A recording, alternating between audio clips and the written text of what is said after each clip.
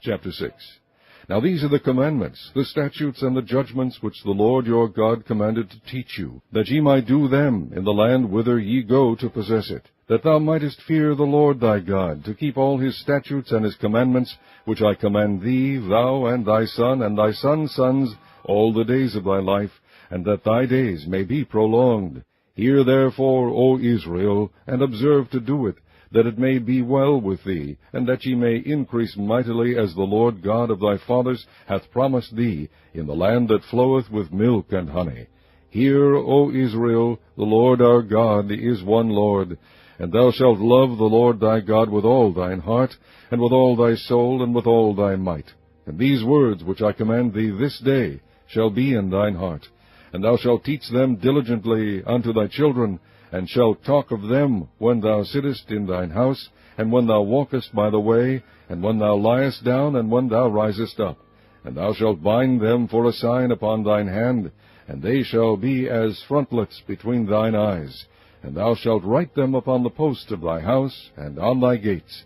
And it shall be, when the Lord thy God shall have brought thee into the land which he sware unto thy fathers, to Abraham, to Isaac, and to Jacob, to give thee great and goodly cities, which thou buildest not, and houses full of good things, which thou fillest not, and wells digged, which thou diggest not, vineyards and olive trees, which thou plantest not.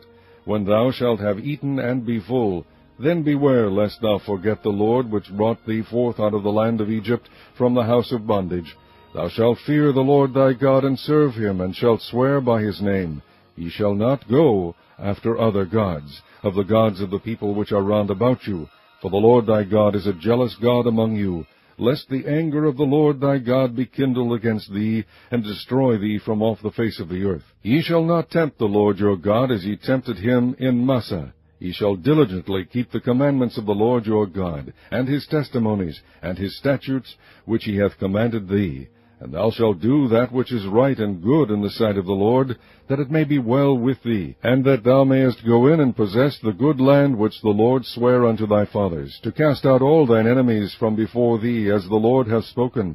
And when thy son asketh thee in time to come, saying, What mean the testimonies, and the statutes, and the judgments which the Lord our God hath commanded you?